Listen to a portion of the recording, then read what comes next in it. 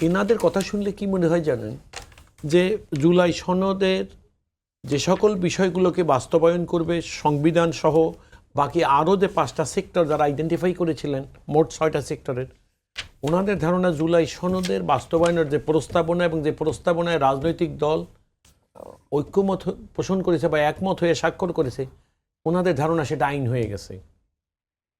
ওনাদের সঙ্গে বিএনপির দ্বিমতটা হলো এইখানটায় যে এটা একটা প্রস্তাবনা, এটা আইন নয়। তাইলে রাজনৈতিক দল নির্বাচনের পূর্বে যারা আলোচনা করেছেন, ওই রাজনৈতিক দলই নির্বাচনে অনেকেই অংশগ্রহণ করেছেন। এখন একটি রাজনৈতিক দল সরকার গঠন করছেন, অন্যরা বিরোধী দলে।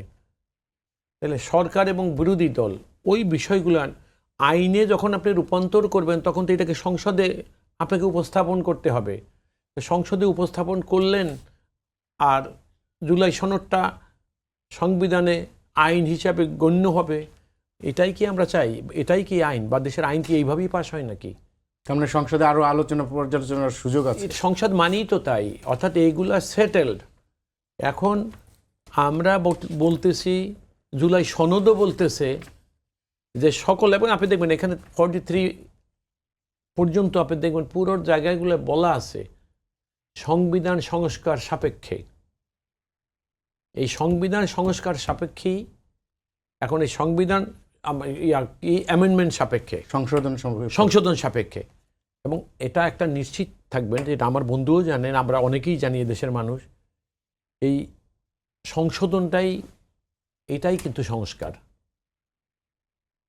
তাহলে আপনি আজকে যখন জুলাই সনদ বলছে যে আপনি সংশোধনের মাধ্যমেই সংস্কার করবেন, আমরা যখন নির্বাচনে অংশগ্রহণ করলাম, আজকে যারা সংসদে বিরোধী দল তারা নির্বাচনে অংশগ্রহণ করলেন, তারা কেউই কিন্তু 2টা নির্বাচনে অংশগ্রহণ করেন। দেখেন, ইনি একটা কথা বলে গেছেন যে বিএনপি প্রস্তাবনা করেছিল গণভোটের। প্রস্তাবনা করুক আর নাই করুক, বিএনপি গণভোটের হায়ের পক্ষে। আজকের মাননীয় প্রধানমন্ত্রী সহ বিএনপির দলীয় সকল গুরুত্বপূর্ণ নেতারা হায়ের পক্ষে ভোট দেওয়ার জন্য বলেছেন। অথচ আমি প্রত্যেকবারই বলেছি, আজও বলছি, বিএনপি কিন্তু সেই ভোট দেওয়ার পক্ষ থেকে আজও সরে যায়নি। এবং আপনারা ইতিমধ্যে দেখেছেন যে সংসদে সেই অর্ডিন্যান্সগুলোকে কিন্তু প্লেস করা হয়েছে।